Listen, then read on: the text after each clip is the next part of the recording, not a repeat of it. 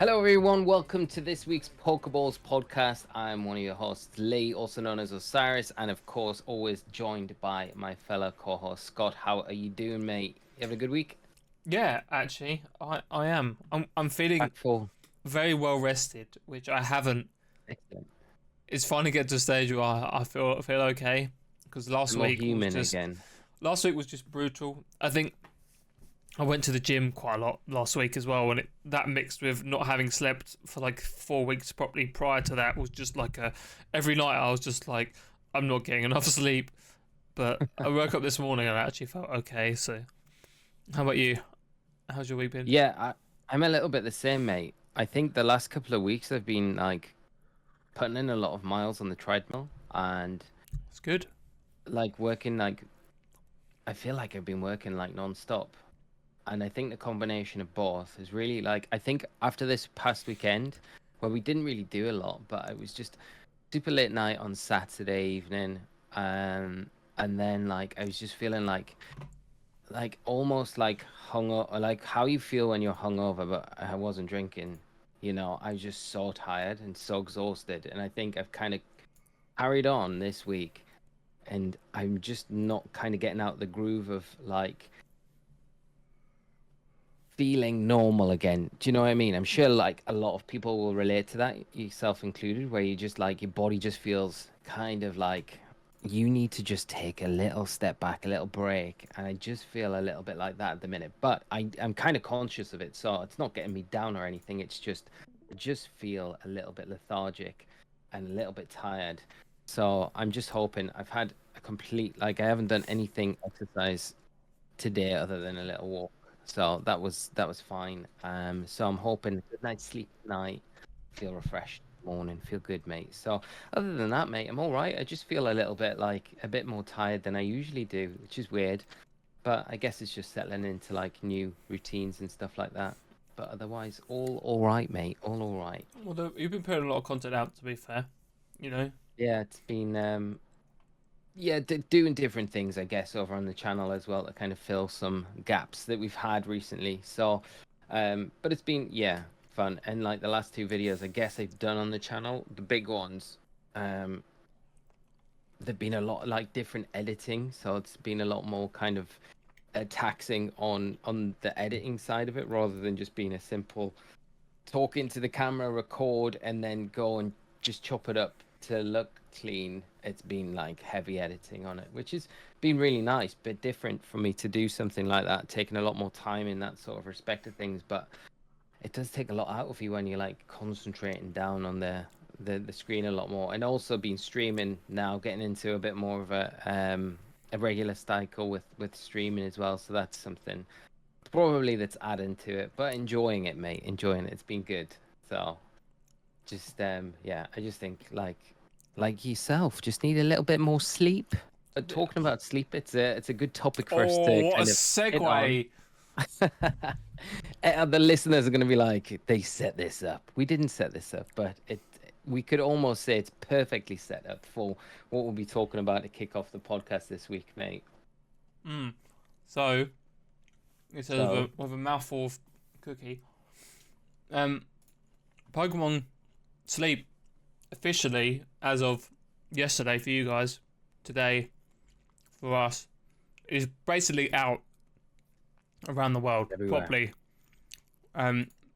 Oh, that's not come up. Okay. Everything's failing. The blank screen. It's failing. Okay, it's alright. It's there. There we go. So it's This out. is a little device, isn't it? It's Yeah. out properly now. Pokemon Sleep. It's out of the beta phase. Tonight, I'm going to try it. Lee's also going to try it. And the big topic of conversation, really, at the moment, is this thing, the Pokemon Go Plus accessory. So, just before we talk about this briefly, you may or may not know, there are two ways to track or use the Pokemon Sleep app. The first way, which I think is going to be the least popular way, and why this will sell well, and why I'm contemplating buying one, you have to have Pokemon Sleep open on your phone when you're sleeping, and they recommend you plug it in and you put it face down on your bed, on your pillow next to you, or just somewhere on your bed.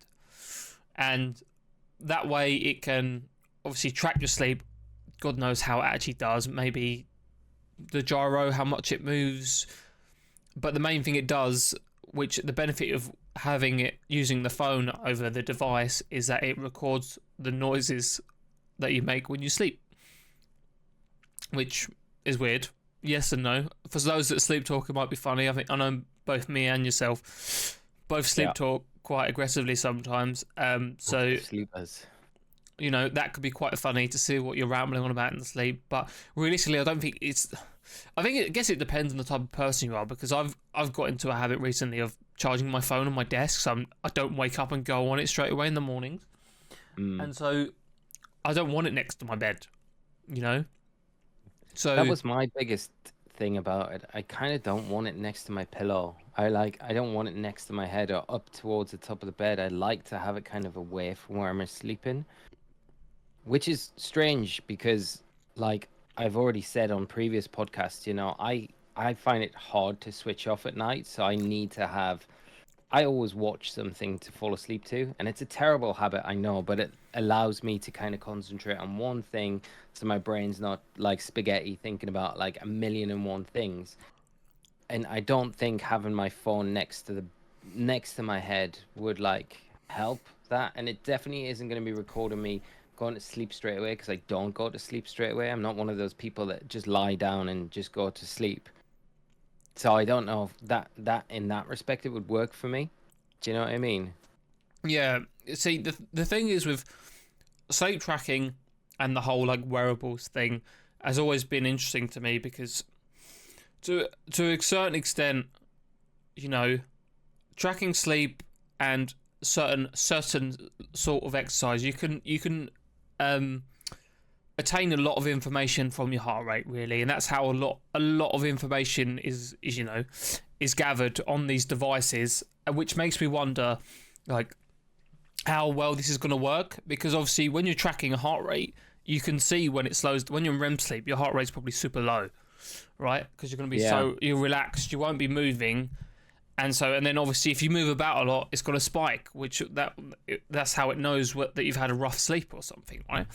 Whereas with this, I mean, I would hope it must have a gyro or something in it, but it's in my head, how is it going to be that accurate? Like, I'm assuming you have to press it before you go to bed and press it when you wake up.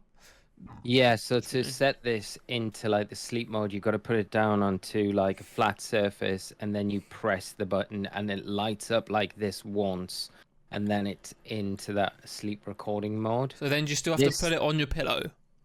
You have to put it, I think, on the top of the bed where like your phone would be, but this doesn't record any audio or anything like that. The thing that I've got the problem with if I use my phone and it's picking up recordings, you know, like just for instance, I'm watching the Lord of the Rings trilogy at the minute to go to sleep to, so I'm making my way through that at the minute, right? Mm-hmm. Which is going to take me a while, because I'll probably watch maybe like 40 minutes to maybe an hour, if that, and then I'll pick up the next night. But the first like 40 minutes of me active, if I am using my phone, is going to be all audio recordings of like Gandalf, Legolas, and orcs fighting. So it's going to be like, I don't know. That's what my biggest like.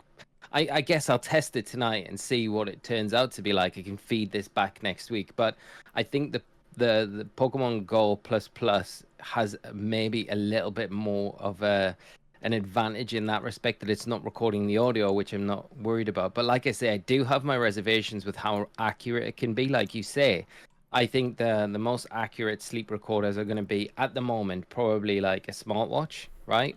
Mm-hmm. Which is attached to, which is reading your heart rate the entire time. But they're not like completely accurate either, you know?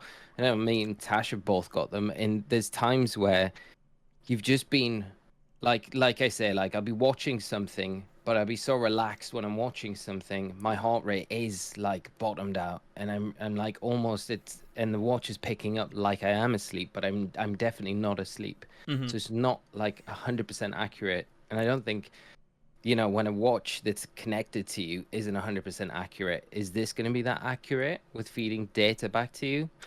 So No, whether or not people use it for like, I don't think all I mean is like, Sorry, go on, No, mate. sorry, I'm interrupted. I was just gonna say, I don't think obviously the point of it isn't to be an accurate sleep tracker, but No, it depends how important that is a role in the game.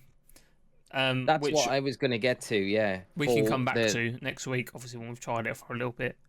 Yeah, I think the big thing, the appeal to it is going to be the game side to it. It's not really Yeah, of people aren't course. buying it to be like more health conscious about their sleep, which it will have that added bonus too. But I think the big draw to it is the game side to it and the bonuses that you get from having better sleep.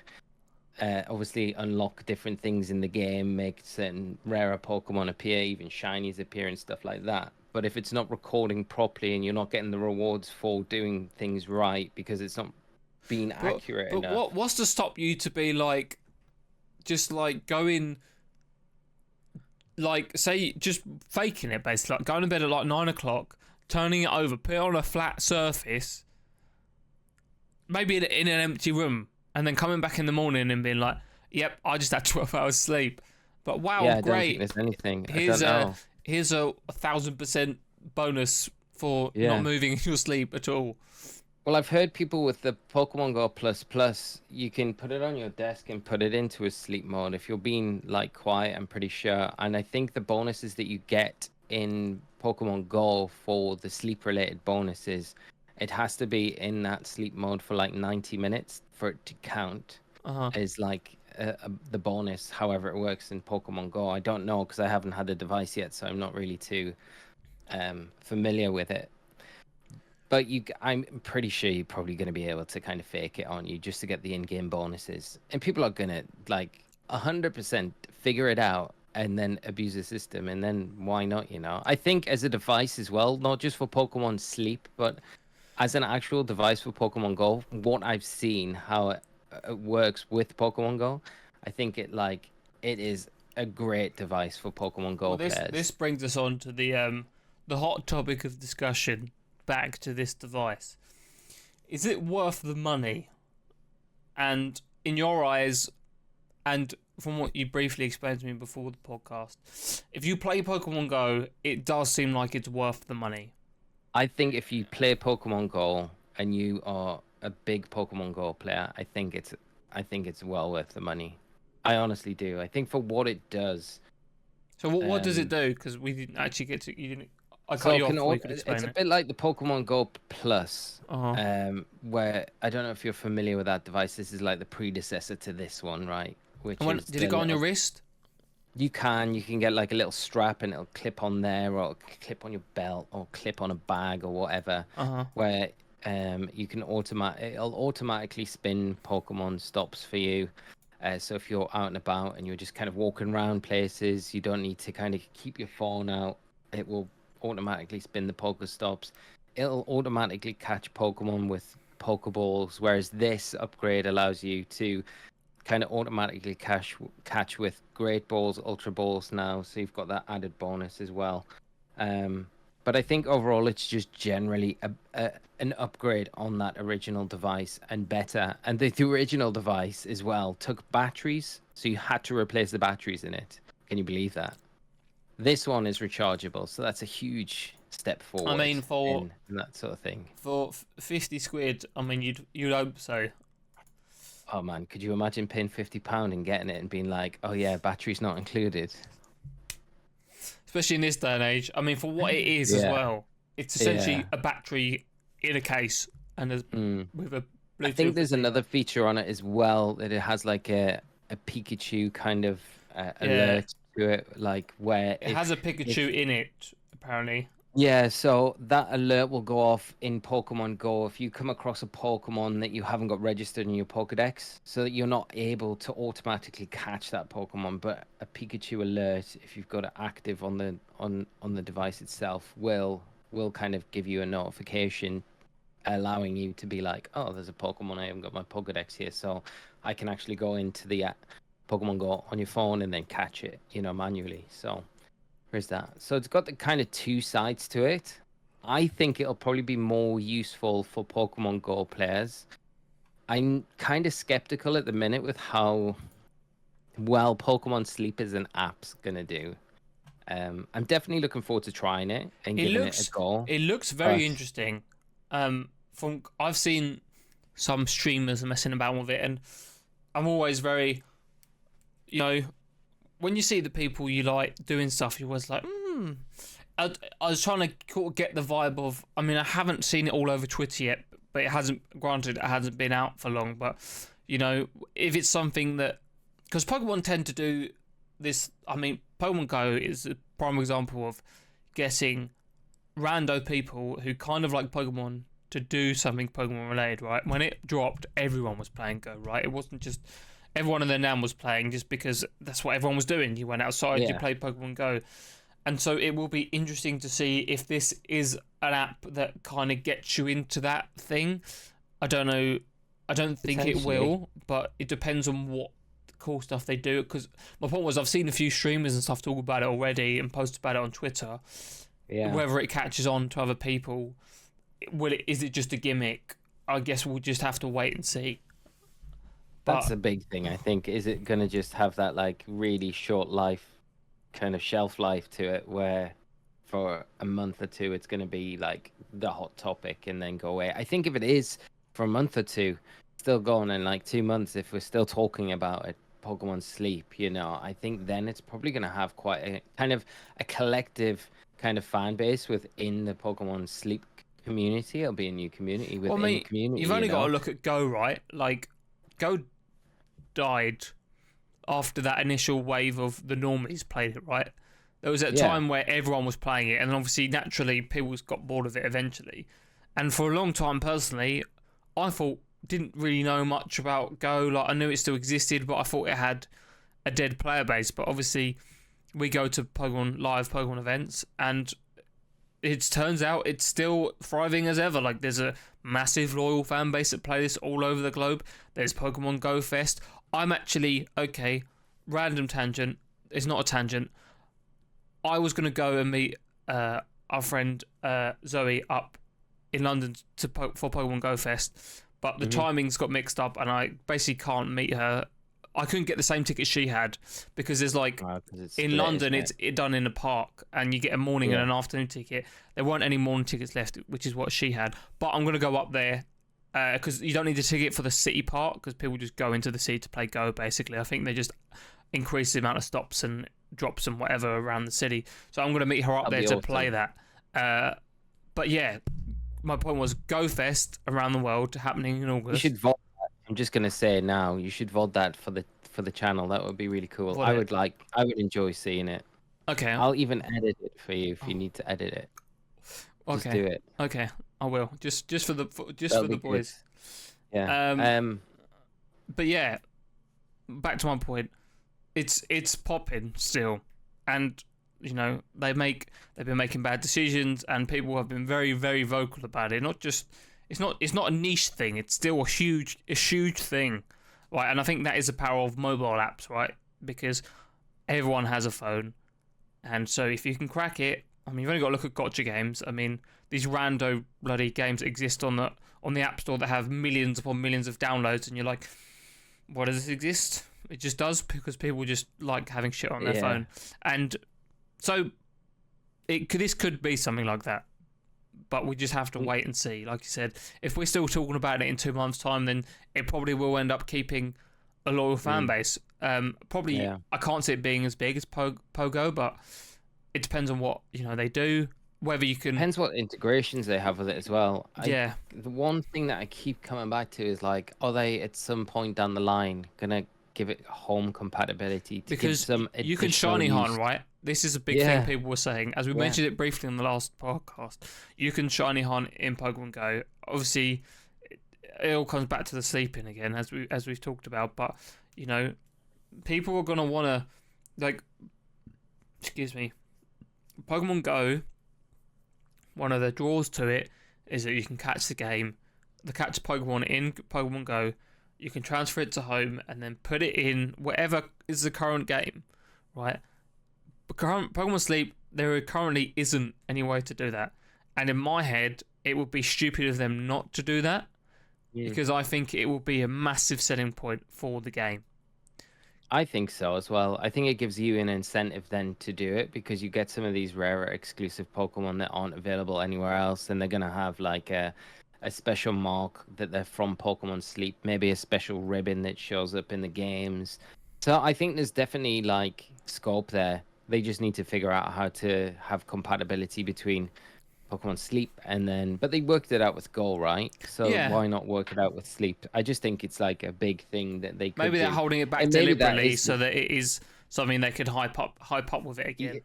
yeah, bring it back into kind of the discussion, later down the line, like you say, to kind of just keep it relevant and keep that conversation of it in the forefront of a lot of people's minds. So yeah, hopefully it does well. I'm looking forward to trying it. I think we should both report back with our sleep data next week how we found it. I do have a Pokemon Go Plus Plus ordered, so that comes out this Friday in Europe. So I should get mine Friday, so I'll be able to have a play around with that. And Well, you can give me your opinion. I mean, yeah, I might get one because, like I said, I don't really. I'll do it for this week because I want to see what the app is actually like. But I don't really want to have my phone on my bed overnight. But nah, I'm exactly the same as that. Whereas I don't know. I've heard the light on the Pokemon Go Plus Plus is pretty bright. It's another you thing could that whip it I wouldn't under a really. pillow, though. You could, yeah. We'll see. We'll just have to wait and see.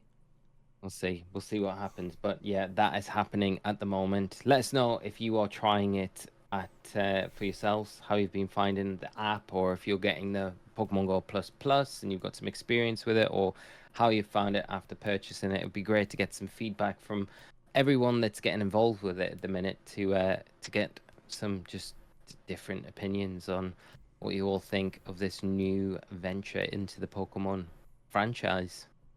Yeah, because unfortunately, at the moment, that's really the only thing Pokemon seems to care about. Because they ain't fucking giving us anything else. No, it's a bit dry. Although this is the week where if you we've had had to peg your money on anything happening this week, it would be this week, right? Why is that, Lee? Would you like to explain to the viewers? As this podcast has gone live today on Wednesday, this is the anniversary of the 25th anniversary for Mewtwo and Mew movie, the Mewtwo Strikes Back movie. So it's a big, big date. Obviously, we've got a big update coming to Pokemon Unite on Friday the 21st. And that is going to have a Mewtwo. Mewtwo is going to be added to the games in Pokemon Unite as well as a playable character. And that'll happen on Friday with the update from that. Then you've got a big announcement with the anime that's going to be happening. Kind of don't really know what the announcement's going to be, but it is going to be something related to the anime, which might have some calling to Mewtwo. You would expect probably is going to be related to Mewtwo. You've got the Pokeball and the Pokemon Go Plus Plus releasing in Europe at least on Friday officially. And we've had Pokemon Sleep released this week as well, which is big. And then on the horizon as well, we've got Obsidian Flame on the way for Pokemon TCG. That's getting hyped up. Lots of things are getting leaked out from that set. So there's lots going on there. You've got the 151 set as well on the horizon. So there's lots going on in the Pokemon community for them to talk about. We've touched. There's lots going on, but there's not a lot going on. Yeah, basically. And then the Gap Week, I think the big tell for me on Sunday night when the Rillaboom raid got announced, I was like, please, it's a Rillaboom. Wait a minute. It's not coming this Friday like it normally would. There's a big gap. It's not coming for 2 weeks. But they've announced it anyway. So it's like, well, what are they doing this weekend? Because it just seems odd that they've delayed it by a week.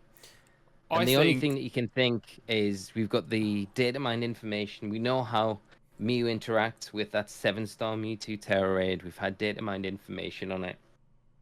And that bit of text that was in a recent update about Mew going up against a formidable opponent. It just feels too aligned for there not to be something happening this week on this 25th anniversary. With everything else that's going on, I feel like we could get a mini direct.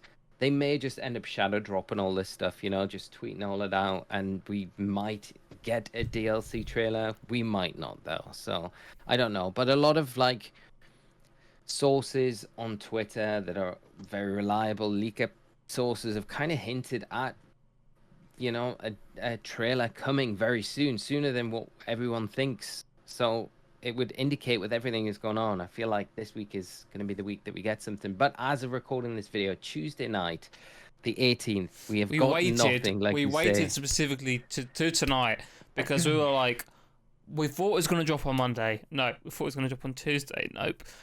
The announcement, at least. The announcement. Yeah. We could have recorded tomorrow morning, but nothing would have been announced until at least 2 o'clock, and we dropped the podcast at 1. Or when this goes live, the podcast won't. The announcements in Japan aren't normally until 2 o'clock BST time. So it wouldn't have made any sense to put it out much longer. But in my head, it does. It would make sense. The raid makes a lot of sense for this to happen this week. What day it is, I don't know. I feel like the later we get, I feel like we have to get something this week, and the later the week gets on, it would make sense to maybe drop something on a Friday. I just feel like they never really do stuff on a Friday, though. They don't. That's why it makes me feel like it's going to be Thursday. If it's going to be any day. I just don't see them. Unless they do a shadow drop and then they announce it like tomorrow, which is today as of Wednesday, on the anniversary itself. But I just feel like I feel like they need to do like a mini presents at very least, and then announce it at the end for the Terra raid. It would make sense. Like, I think they could just. This is the thing, right? Because we spoke about this briefly about, like, it feels like the DLC. The dates of the DLC are a hot topic for debate, right? No one really knows when it's coming, because it still says both of them still say 2023. Okay, which is very interesting for many reasons, as we've discussed in the past. But the main thing about that being interesting is if that is true, and we've basically already had confirmation that nothing will be coming out in August, then September seems like a very likely drop if they're going to drop the Indigo Disc as well as the Teal Mask in the latter half of the year. It would have to be September for them to drop, for there to be enough of a gap. Otherwise, there's no point. If the Indigo Disc isn't coming until next year, it doesn't matter. Like, there's that 4-month period of when it could drop. Really, if it doesn't come next year, I mean, we'll know once we get the first one. We'll know when the second one's coming out. If the first one comes out in September, 100%. We'll get another one, I reckon, by the end of the year. If it comes out October, November, I reckon it'll be January, February the following year, or next year, 2024. Yeah, I think you're right. I think everything at the minute's looking like it's going to be September, though, because we've got that resting period or the preparation period. We're on the 31st of August. It's the 18th of July today, or 19th of July when this podcast drops. If the DLC is dropping in September, like, surely they want to start hyping it up now. Like, it's only like a month. That's like a month and a half away, September. Yeah, and we only had that really tiny little trailer recently in that Nintendo Direct. They haven't really properly gone ham on it yet. And so a presents would make sense in my head, especially with now that Sleep has dropped. Maybe that's why they haven't announced the compatibility with Home yet. Maybe they're saving it for Direct so that they've actually got more shit to put into a presents. Because you can also transfer Pokemon to Home and to other games from Pokemon Sleep. Yeah. But the other thing as well is to consider, like, it. I think they need to do it now. In my personal opinion, from the lead time that they've got, if they are releasing it in September, I think they need to drop a trailer now to tease something. Whether that be a little bit more information on baby Terapagos or a new, a new regional form or regional fake form. Pokemon, I don't know. But I do feel like they need to drop something now to kind of start that snowball to get that formal going for September drop, if that is the date. And I don't think they're going to drop a trailer at Worlds. They're going to reveal something at Worlds. But they normally release, like, tease a new Pokemon or a new mechanic or new moves like they've done in the past. I don't think it's going to be anything huge at Worlds. It'll just be to kind of, like, whet the appetite a little bit. Whereas if they drop something big in the next week or two, that really gives us a lot They of can build on speculation it about, for what's Worlds. this? Yeah, then they can build on that at Worlds, which we know we're going to get. And Worlds is only like 3-4 weeks away, so it's not too long. So I think it would work out perfectly. And then after Worlds, you've got like 4 weeks maybe until the DLC drops. And then, yeah, I think you do get both of them this year. I think with all the stuff that we'll get onto later in the podcast about Black and White 3 coming next year, a new game coming next year. I think you need to get these games out this year. So in February, 'Cause, the next Pokemon Day, you yeah, announce next game for next November. because I feel like we can dive deep into some of the stuff in a minute, but I feel like if they do, I mean, if they do end up doing the first of its kind, a trilogy, i.e. Black and White 3, I feel like they're going to want to hype the shit out of that. And so having basically from February to November to hype it up would make a lot of sense. I can't really remember what the hype schedule was for Scarlet and Violet. Like, when did they tease it? Was it like Pokemon Presents? Like, how did they spread it out from like Pokemon Day in February to like the actual drop last year in November? It was announced. It was announced on Pokemon Day, because I remember actually, Ross, Pokemon TCG caster, TCG Radio. I remember him putting a tweet out saying it's not that. It was something along the lines of, "It's definitely not going to be Gen 9." And I said to him, and then you can go back and look at my tweets, and I said, I bet you, what was it like? I think it was Evolving Skies at the time when he tweet, and I said, I bet you a booster box of Evolving Skies that it is. Eddie never took me up on it, and he purposely ignored that tweet as well. And the next time I saw him was Worlds, so it was like way after the direct, and he was like, I'm so pleased I didn't take you up on that. Because I was so convinced that like the time with everything that I think Khu had been saying, everything that a lot of like other stuff that had come out, I was just so convinced that Gen 9 was coming. I was like, yeah, I'm gonna throw something big up on the line here to be like, yeah, it's definitely gonna be it, and not to toot my own horn or anything, because it could have easily been wrong and I would have been out of pocket. But I mean, I was quite like that's how convinced I was, and I think that lead time is probably all they need really for, Black and White. But 3, how much did they in that month span? You'll know better than me, because unfortunately I'm a big Pokemon fan, but I go through periods where I pay attention and I don't. So I paid attention to the trailers, but like that time between it being announced and the drop, like how much did they hype it up in between? Was there probably a lot? not as much as you thought. I think that like I vaguely remember thinking like, and it being talked about as well in the run up to Scarlet and Violet being officially released, about the lack of Promotion. official trailers. They didn't do very much in regards to dropping trailers. They did a lot towards the end before November release, but not as much as you kind of wanted to expect. Like it was a lot of repeat kind of footage. There was tiny little tidbits of things. But unless they knew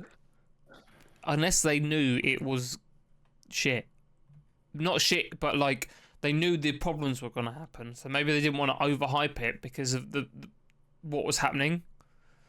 I don't know. I don't think. I think when you compare it, the exciting thing is that if we do get one, it's going to be, I don't care what anyone says, there's definitely a new Switch coming out next year, 100%. And I reckon they'll announce it soon. Yeah.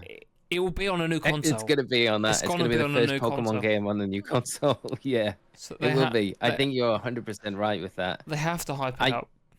I think we're going to get a new Switch way earlier than what everyone's thinking. I think it's going to be like that.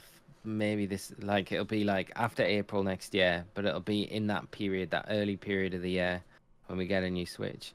I wouldn't be surprised if it gets a new Switch or whatever it is, the next gen console, let's call it, rather than the next Switch. The next gen console gets announced in September by Nintendo. I think there's so much happening in like rumor wise in regards to like stuff happening with the next gen console from so many different sources online that it just feels like that September date. The thing is, Something as feels like they well, could I announce think it.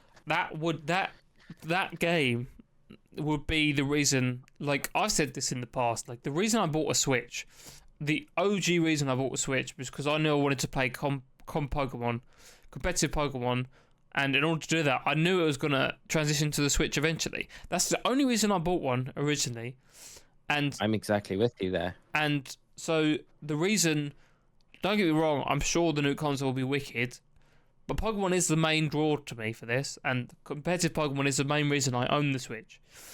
But if they drop one in April, I'm probably not going to buy it until the games drop. But the thing is, if it's a big release and it is Black and White 3, they're probably going to do a special console, right? So it would make sense to get a lot of people to buy the console with this game, right? They could do a special version of the console like they have done with the Breath of the Wild, the Tears of the Kingdom one, the Scarlet and Violet one. They could do whatever type of console it is, you know, they could. And again, it leads up to Christmas, because in my head, you get the early adopters that will pre-order it. A lot of people will pre-order it, but there'll still be the majority of people will be on the fence. And that time between the drop in April, whenever it ends up being, and Christmas will be the do I buy this? People will give them the time to work out whether they want to buy it based on everyone else that's bought one, and then it will sell like hotcakes at Christmas. And if that game comes out in November, which it will, because that's when they always drop it, the second week of November, the 17th or 18th, whatever it is. Loads of it will consoles sell off that. Yeah, exactly. Especially because it's got the nostalgia factor to it as well. It's just a gold mine, as we already said, as we know. The classic games have a goal. Oh, just a gold mine. Yeah. It'll be first of its kind, but the first Pokemon game on the new console, you know, and maybe that black and white. You're getting me thinking about something here. We've talked about it. It's been a running theme throughout many podcasts recently about the classic collection coming to the GB and GBA ports on the Switch, right? And why have Pokemon games, the biggest games for those consoles, not been dropped yet? Do you think, with the news that we know that they're going to transfer, there's going to be a facility where you can transfer your Switch account to the next gen console, right? And you're going to be able to keep things that you've got on that new console. That's something that they are doing.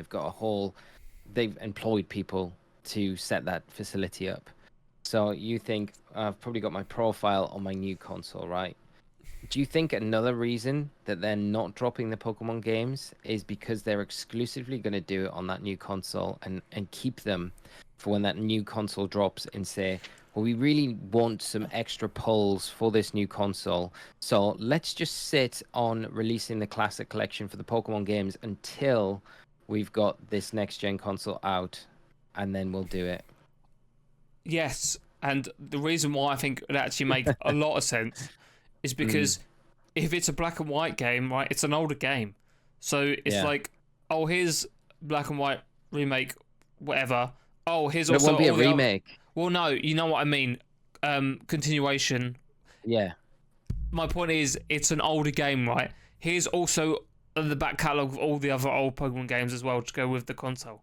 So it'll be like a massive nostalgia push for people, which I think will help, as we said. I mean, they don't need help selling the console, but I think that will, it will just help. Or they'll just keep it on the back burner for when the hype dies down, the following year.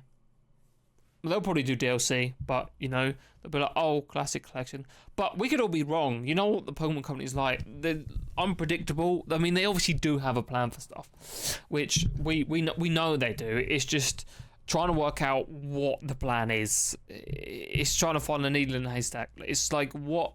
They don't know. I don't think they know what they're doing half the times. I reckon they know what they want to do, but when and how they do it, they just make up as they go along.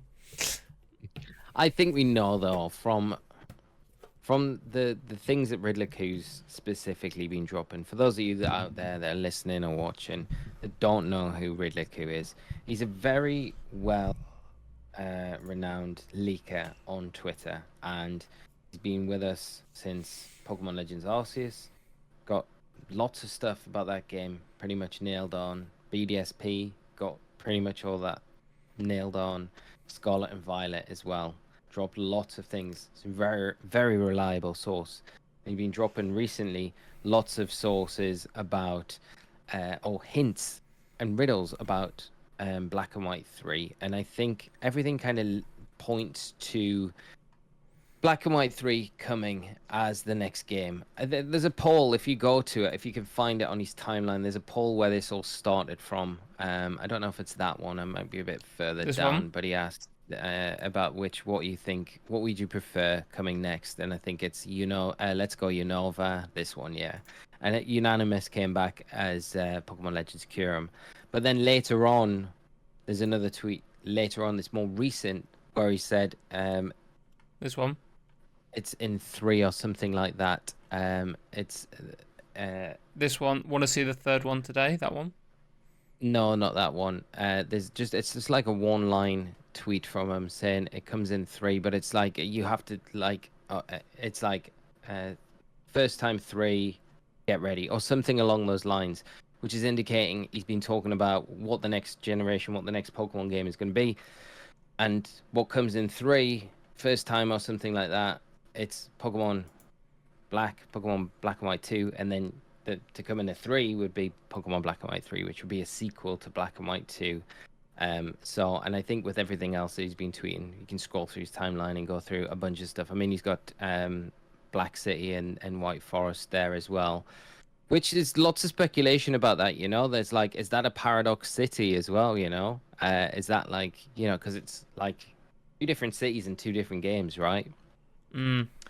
Is there going to be a 3rd city in these sequels? So I don't know, but I think from everything, if you take the time to go through what Khu's kind of put out and break it down, Soul Silver Art's a great person to follow for all of that stuff. They break down all of these tweets and make a lot more sense of them than I am doing right now. But I think everything points towards Black and White 3 coming out as the next game, and I would say that's going to be what we're going to see next November. All honesty, I'm convinced of it at this point. And I don't think we're going to get any news on it anytime soon. I think they're going to sit on it until Pokemon Day, and I think that's when they're going to announce it. I think there might be hints in the DLCs from Pokemon Scarlet and Violet, hinting towards it, especially because one of his tweets where he started off with those characters that we saw in the Indigo Disc, those ones. Well, that tweet there says that one of these characters, not Lacey, has a big effect on the lore of the next Pokemon games. So one of these 5 characters, I don't think it's going to be our buddies down in the corner that we meet in the Teal Mask. I think it is going to be, there's a lot of speculation. The guy with the pan, is that Alder? Is the guy with the white hair, is that any relation to the Dragon Gym leader? And there's a lot of links to, the Dragon lore and Unova, the Dragon trio. There's a big story there with them, the splitting of the ultimate dragon into Kyurem, Reshiram, and Zekrom. Or does the girl with the braids in her hair, does she have some role to play? I can't remember the scientist's name off the top of my head, but the scientist, it does look very familiar. It was like the first thought I had when I saw her as a character. It could be linked. So one of them does have some big prominent role in the next Pokemon games. So I would imagine if that's true, we'll probably get some hints to that when the DLCs do drop. So we can work a little bit more out as and when that happens. Yeah. Interesting though. And exciting. It is exciting. It's just frustrating. Well, it's just the unknown, isn't it? But I like all this. I like the speculation side of it because I think, it's good to kind of like, I don't mind spoilers too much. No, neither do I. Even if it's a spoiler, I'd rather know what was coming rather than like not, But it could be something totally different. It could be completely just not true, whatever we've read, whatever we kind of come to the conclusion of. Until we get official confirmation from Pokemon themselves, then it's all up in the air. Yeah, we have to just Wait and see. Wait and see. Hopefully we get something today for you guys. Hopefully. Hopefully. It's just an announcement of something like tomorrow. On Thursday. Mini direct. Just a direct. The thing is, as well, we have to remember, what are they announcing on Saturday? On Sunday night? We've had Rillaboom now. Are they just going to be done with the Tera raids? That's the other thing. What do you mean after the second phase of the Rillaboom? Oh yeah. Well, yeah. Yeah. Well, so one, are they going to do a spotlight event, or is it going to be this Mewtwo Tera raid that's going to fill the gap this week? Or, like I said, after the Rillaboom coming back, like what they've still got like a whole month of stuff. Like, are they not going to do anything for like a whole month? The interesting thing about when the Rillaboom event ends, so that ends on the 6th of August, right? And that week after it ends is the week of the World Championships in Japan. So you would think, are they going to do a special Tera raid event for that as well? That'd be sick. They could save the Mew and Mewtwo for that event, you know, to kind of have the mystery gift. What would make a lot of sense in my head, if they are dropping it in September, the first one, the Teal Mask, if they did Tera raid specific ones to the DLC. Okay, maybe that might not be obvious or not, but they could do the free Guardian Pokemon, you know, they could do those as Tera raids leading into the DLC or something. Although I doubt that. But not what, like Tapu Koko? No, not the Guardians. The monkey Pokemon. What are they? The new ones for the DLC. Oh, they're not going to drop those before the DLC comes out. Yeah, maybe you're right. But I'm just trying to think of like what Tera raids. What Tera raids could they do to lead up to the hype of the DLC? Is what I'm trying to say. You know. Well, you've got to think. I was talking to Light about this through the week, and you know, I think there's only like 6 types after the Mewtwo raid happens, whenever that would be. There's only like 6 Tera types that aren't covered left to kind of fill in the gaps, and you've got to assume that they're going to do the Mightiest Mark for at least 18 Pokemon, right? And they've all been starters so far. You've got to think 3 of those starters that they're going to include with the Mightiest Mark. None of them have been from Paldea, right? Which is pretty strange, because like we are in Paldea, so you've got to assume that we are going to get the starter Pokemon from Scarlet and Violet with the Mightiest Mark at some point, because it doesn't really make much sense that we go into the DLCs and all these other starter Pokemon if it is linked to some sort of special terrestrialization or unique terrestrialization with the masks or however they link up. It just seems odd that we wouldn't get the starter Pokemon from Paldea, from Scarlet and Violet, involved in that, especially when we are in those games. So I feel like they're 3 Pokemon that they could easily do. I don't know, mate. It's a good question, because I feel like, you know, there would only be 2 Tera raids, I think, after that. Well, there potentially could be 3 Tera raids. So you would have to do 3 Tera raids. That would be over 6 weeks, right? And after that Rillaboom raid, we're at the very beginning of August. So the 6th of August, 7th of August, that week could be the start of it. So 6 weeks from there might be the date of that DLC dropping. The first one, the Teal Mask, where they do 3 more. And it's the starter Pokemon from Scarlet and Violet that they do over those 6 weeks, 2 weeks each. And then the DLCs drop. Because the other thing is, with any other starter Pokemon, we've had all the starter Pokemon that were integrated from Pokemon Home that are available in the games now. We've had all of those starter Pokemon in Tera raids now. So there's no more information. They can't like just bung in like some random Infernape into a Tera raid event without an update in these games right now. So they've got to unlock that with that being available in the DLC somehow. So I feel like the only Pokemon that are available currently in the games that you could do it within without having to do an update to the decks or anything like that would be the Paldea starters getting Mightiest Marks with unique Tera typings. I don't know. But that might make sense. That might be it, mate. That might be the crack the code after Rillaboom. If we see the Paldean starters as the next 3, this is our next cycle, as the ones, I think that will lead up to the DLCs. And then the remaining 3 or 4 after that we get will be released when the DLCs come out. But there might be more than 18 that get these Mightiest Mark. You know, it might not be just tied to 18. It might just be. Well, you like to think that past the DLC, they're still going to do tera raids in the DLC, right? So, yeah, you know, because we still don't know how we're going to get the legendary Pokemon. I think, in the though, DLCs. with Scarlet and Violet, the life cycle of the Gigantamax tera raids until they did them all was about a year. It took them to get through all the Gigantamax Pokemon. And then what they did was special tera raid events for like increased shinies in them.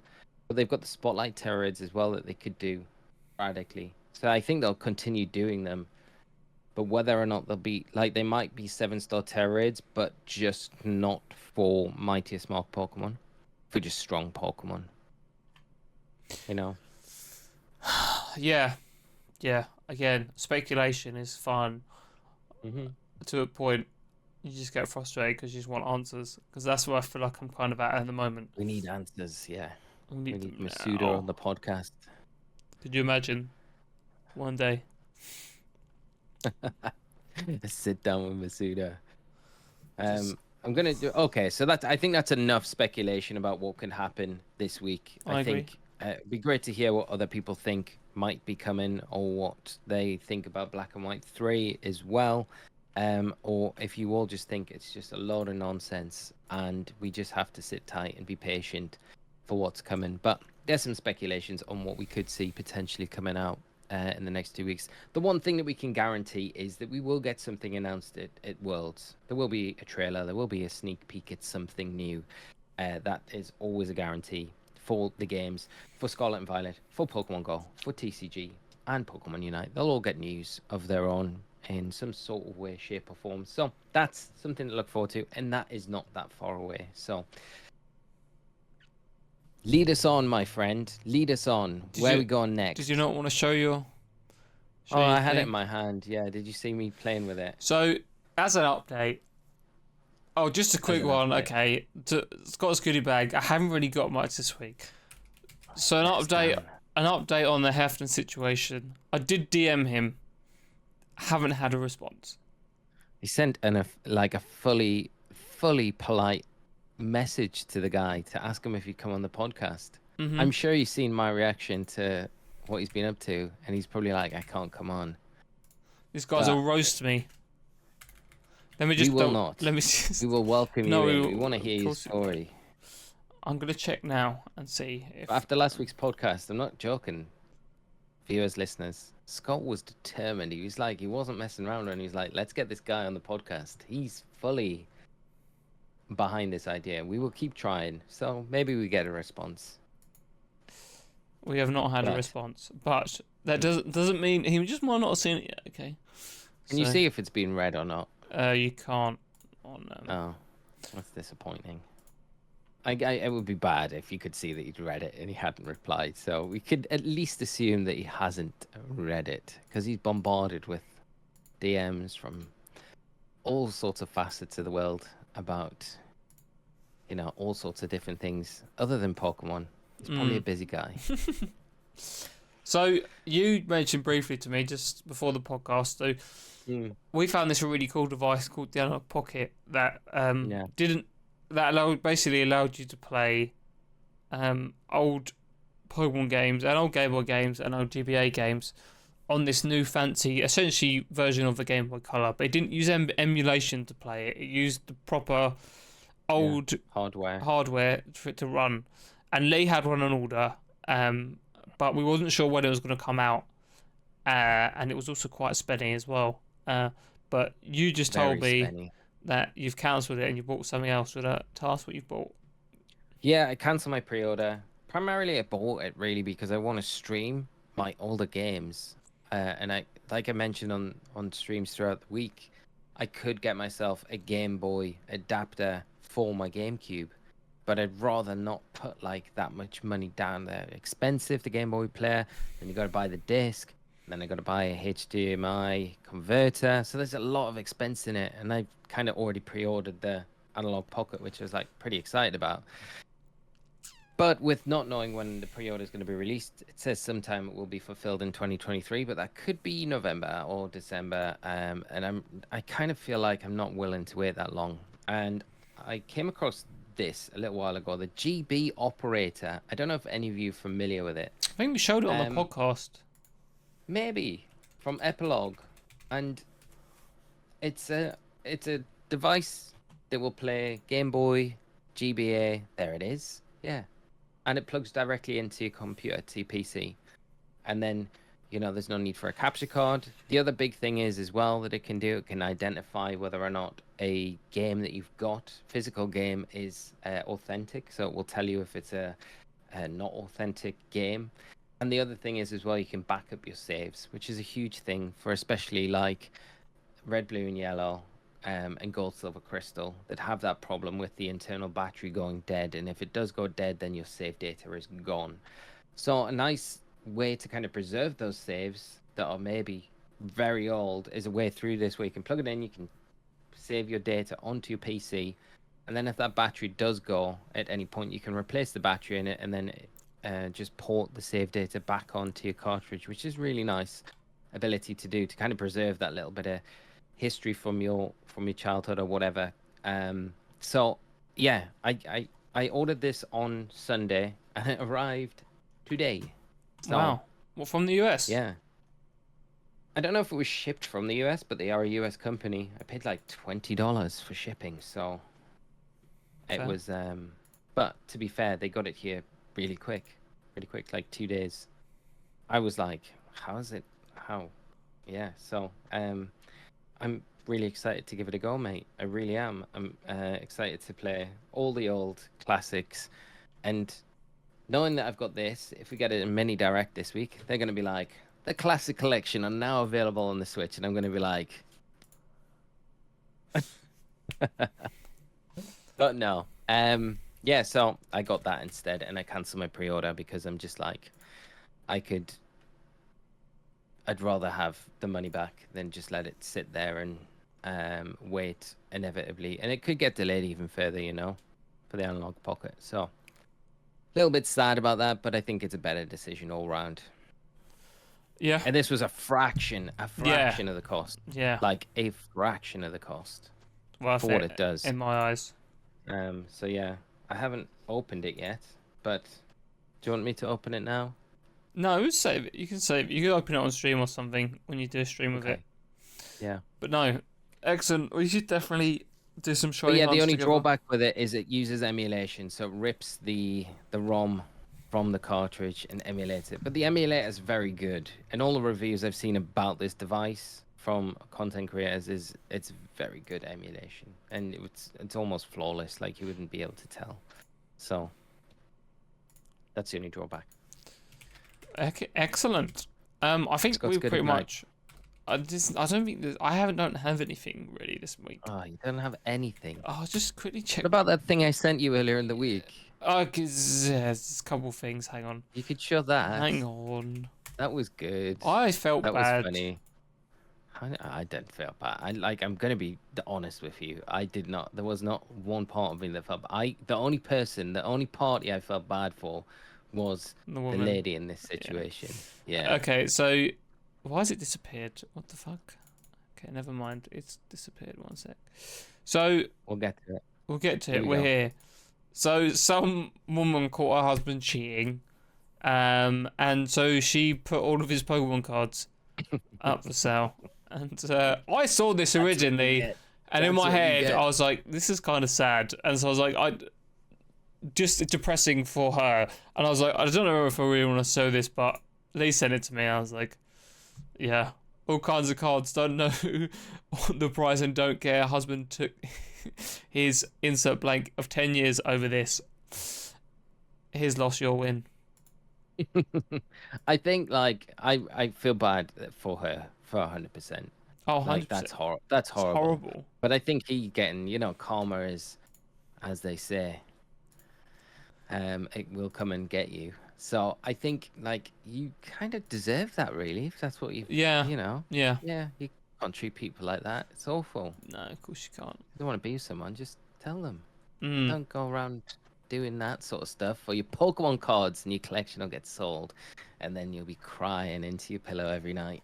Pokemon sleep will be going haywire because it'll be covered in tears and all sorts of bad things. So no, I just wish I'd seen that listed, mate. I would have been round there to pick them up. These are mine, baby. Yeah, no, but yeah. So a revenge story to finish the podcast off with tonight. Yes, excellent. It's been a yeah, good podcast today. It's been actually really good. We had a big chat before the podcast, and it turned out very good. So I'm very happy. It's been smashing. I'm very happy. I'm very excited for the World Championships in a few weeks' time. The coverage of that's going to be exciting. They did drop a trailer as well today to kind of hype it all up. So it's going to be cool to see who the champions are going to be and what other things are going on there. They announced Gastrodon is going to be a mystery gift as well. And I think if you're in attendance, you can get a Tatsuguri, but I don't know if that'll be a mystery gift that everyone will be getting. But you will be able to get yourself an authentic Gastrodon that Edu won with last year, which is pretty cool. So, would it be the right colour though? Would it be the right colour Gastrodon? Of course, there's only one right colour, and it is that right colour because Edu being a world champion, you know, I think sealed the deal with the right colour Gastrodon. You can't argue with a world champion. Hot topic of debate, guys. Which colour is the better Gastrodon? There's only one colour. I don't know what. There is no question. There is only one colour Gastrodon. There is only what colour is that? Gastrodon is only blue. Only blue. Okay. Only blue. Okay. There's no other colour. I mean, you could count the shiny, the kind of turquoise. It's nice, but there is no other. It's yeah. There is nothing else. Don't try and discriminate against Gastrodon. Gastrodon. I'm not discriminating. I'm just saying some people might have a different opinion, and those people may be wrong. There's no opinion to have. It's either you like blue Gastrodon or you don't. There isn't another Gastrodon in existence. There isn't any others. No, I mean you can't. Shellos is a pre-evolution. I mean, get Lou on the podcast. She'll back me up on this. Like she'll be on soon, and we can have this discussion. But yeah, cool. Yeah, excellent. So, thank you guys for listening. Keep up the reviews on Spotify and whatnot, and Apple. Did you manage to check if we had any reviews on Apple Podcasts at all? No, I haven't. I haven't been in, mate. But I haven't been to check. Let me just quickly check. Please leave us a review if you've been enjoying the podcast, and obviously let us know what you think because we do read. We both read all the comments, so we read all of them. We love doing this podcast. We've got an extra 2 reviews now on Spotify. Love to see it. 5-star reviews. So thank you so much. We've got some. Yeah, we really do appreciate it. We've got some ideas for the podcast going forward, and hopefully, it should all be good and it should get better. But any suggestions we're going to take, and hopefully we're going to start. Well, we're going to try and get 2 ratings on iTunes. 2 ratings, both 5 stars as well. So that's boom. Thank you so much. That's 24. 5 out of 5. Let's go, baby. Someone's going to listen to this and be like, these jokers, I'll show them 1 star. No. No, we appreciate it. We appreciate it, friends. We do appreciate it. Yeah. Enjoy whatever comes out the rest of this week. We'll obviously talk about whatever does come out next week on the pod. We tried to delay this as much as we could, but we have to keep to that weekly schedule at the same time. Otherwise, there's no point in doing this. Yeah, no. Obviously, we're going to keep to it, and we're going to keep going. But call it now. Today, it's going to be dropped. They're going to announce something today, okay? In an hour's time, after this podcast drops, they're going to announce something. And if it doesn't, we'll cut this out of the podcast. Anyway. All right, friends. Thank you guys for listening. For tuning in, as always. Yes. Like Scott said, have a great rest of your week, and we will see you all on next week's podcast. So until then, friends, take care of yourselves. From me, Osirus, from Scott. Take care. Bye-bye. Bye.